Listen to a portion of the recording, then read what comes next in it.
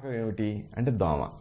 అంటే దోమ ద్వారానే ఇవి వ్యాపిస్తూ ఉన్నాయి, ఇవి స్ప్రెడ్ అవుతూ ఉన్నాయి. కాబట్టి ఈ దోమ అనేది ఎంత చిన్న జీవి అయినప్పటికీ అది మోసుకొచ్చే ప్రమాదకరమైనటువంటి వైరస్లు మాత్రం అనేకం. ఈ వైరస్ కాటుతో ఈ వైరస్ మన శరీరంలోకి ప్రవేశించడంతో ప్రాణాలకే ప్రమాదం. కాబట్టి ఇంత డేంజరస్ ఇది. అందుకే వైరస్ని మనం నివారించాలంటే దోమలను నివారించాలి. దోమలు నివారించాలంటే దోమలు లేని పరిశుభ్రమైనటువంటి వాతావరణాన్ని మనం క్రియేట్ చేసుకోవాలి. లేకపోతే ఈ దోమల నియంత్రణ దాదాపు అసాధ్యం. ఇంటి లోపల కానీ ఇంటి బయట కానీ దోమలు లేకుండా చూసుకోవాలి. అదొక్కటే ఈ మలేరియా ఇలాంటి వ్యాధులు రాకుండా ఉండాలంటే పరిష్కారం. అయితే ఇక్కడ ఒక విషయం, గుడ్ నైట్లు, తర్వాత ఆల్ అవుట్లు, ఇలాగ అనేక రకాల పేర్లతో మార్కెట్లో అనేక రకాల దోమల నివారణ మందులు దొరుకుతున్నాయి. అయితే వీటిని దీర్ఘకాలం పాటు వాడితే అనేక ఇక్కట్లు. పూరి గుడిసెలోనే కాదు, పెద్ద పెద్ద బిల్డింగుల్లోనూ ఈ దోమలు జనాలకు నిద్ర లేకుండా చేస్తాయి. ఇంట్లో ఎన్ని మస్కిటో కాయిల్స్ వాడినా, ఎన్ని మస్కిటో మిషన్లు పెట్టినా మన శరీరంలో ఎక్కడో ఒక చోట కుట్టి మన రక్తాన్ని పీల్చి కడుపు నింపుకుంటాయి.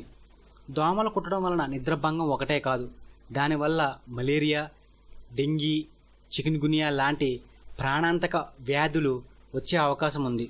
వర్షాకాలంలో ఆ సమస్య మరీ ఎక్కువ ఉంటుంది. కాబట్టి చాలా జాగ్రత్తగా ఉండాలి. చీకటి పడితే చాలు ఏ ఇంట్లో తలుపు తెరిచి ఉన్నాయి, ఏ ఇంట్లో కిటికీలు తెరిచి ఉన్నాయి అని తెలుసుకుని పోటీ పడుతూ ఇంట్లోకి ప్రవేశిస్తూ ఉంటాయి. అటువంటి దోమలు మన ఇంట్లోకి రాకుండా ఉండాలంటే కొన్ని చిట్కాలు పాటిస్తే చాలు. అవేంటో వివరంగా తెలుసుకుందాం. ప్రతి ఇంట్లోనూ మస్కిటో కాయిల్స్ని, మస్కిటో మిషన్స్ని వాడుతూ ఉంటారు. వాటి వలన దోమలు తగ్గినా అందులో రసాయనాలు వాడడం వలన మన శరీరానికి హాని చేసే అవకాశం ఉంది.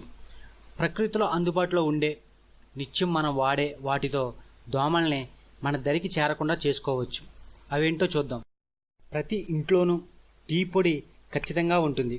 ఆ పొడిని ఒక చిన్న బౌల్లో వేసి సాయంత్రం టైంలో కాల్చితే ఆ వాసనకు దోమలు రాకుండా ఉంటాయి.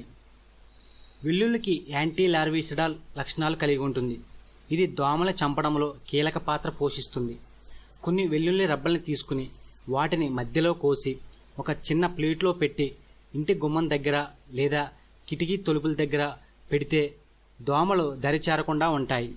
లేదా ఒక మగ్గులో కొన్ని వెల్లుల్లి రబ్బల్ని, కొన్ని లవంగాల్ని వేసి ఆ నీటిని ఇంట్లో కానీ ఇంటి బయట కానీ చల్లితే చాలా వరకు దోమలు చనిపోతాయి. కర్పూరం, ఇది ప్రతి ఇంట్లోనూ ఉంటుంది. కొన్ని కర్పూర బిళ్ళలను ఒక చిన్న ప్లేట్లో పెట్టి వెలిగించి తలుపులన్నీ మూసేయాలి. 20 నిమిషాల తర్వాత తలుపులు తెరిస్తే ఆ కర్పూర బిళ్ళల వాసనకు అక్కడున్న దోమలన్నీ చచ్చిపోతాయి. లేదా ఒక గ్లాసులో సగం వరకు నీళ్లను తీసుకుని అందులో కొన్ని కర్పూర బిళ్ళలు వేసి ఆ వాసనను గదంతా వ్యాపించేటట్టు చేయాలి. దాంతో ఆ వాసనకు దోమలు దరిచేరకుండా ఉంటాయి. అలాగే పుదీనా స్మెల్ దోమలకు అస్సలు పడదు. కొన్ని పుదీనా ఆకుల్ని నీళ్లలో కాచి ఆ వాటర్ని గదంతా చల్లితే దోమలు వ్యాపించకుండా ఉంటాయి. పుదీనా మొక్కను ఓ కుండీలో నాటి ఇంట్లో పెట్టుకున్న ఆ వాసనకు దోమలు రాకుండా ఉంటాయి. వేప నూనె, కొబ్బరి నూనెను సమపాలలో తీసుకుని ఆ తైలాన్ని కాళ్ళు చేతులకు రాసుకుంటే దోమలు కుట్టకుండా ఉంటాయి. ఇంట్లో చిన్నపిల్లలు ఉంటే కనుక దోమ తెరలు ఖచ్చితంగా వాడాలి. వర్షాకాలంలో ఇంట్లోనే కాదు, ఇంటి బయట కూడా దోమలు ఎక్కువగా ఉంటాయి. కాబట్టి మన ఇంటి చుట్టూ ఎక్కువ నీరు నిల్వ కాకుండా చూసుకోవాలి. ఇంట్లో ఉన్న చెత్త చెదారాన్ని, వ్యర్థ పదార్థాలని ఎప్పటికప్పుడు తీసేసి నీట్గా ఉంచుకోవాలి. ఇలా చేయటం వలన దోమలు రాకుండా అరికట్టుకోవచ్చు. ఓకే ఫ్రెండ్స్, ఈ వీడియో మీకు నచ్చింది. రోగాలు, డెంగీ, చికెన్ గునియా, మలేరియా, ఇలాగా అనేక రకాల వ్యాధులు, విషజ్వరాలు, ఇవి ప్రాణాంతక వ్యాధులు, ప్రాణాన్ని తీసేటటువంటి వ్యాధులు. అయితే మీరు గమనించారా, వీటన్నిటికీ ఉండేటటువంటి ఒకే ఒక వాహకం ఏమిటి అంటే దోమ. అంటే దోమ ద్వారానే ఇవి వ్యాపిస్తూ ఉన్నాయి, ఇవి స్ప్రెడ్ అవుతూ ఉన్నాయి. కాబట్టి ఈ దోమ అనేది ఎంత చిన్న జీవి అయినప్పటికీ అది మోసుకొచ్చే ప్రమాదకరమైనటువంటి వైరస్లు మాత్రం అనేకం. ఈ వైరస్ కాటుతో ఈ వైరస్ మన శరీరంలోకి ప్రవేశించడంతో ప్రాణాలకే ప్రమాదం. కాబట్టి ఇంత డేంజరస్ ఇది. అందుకే వైరస్ని మనం నివారించాలంటే దోమలను నివారించాలి.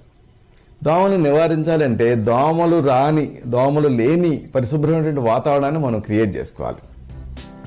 లేకపోతే ఈ దోమలు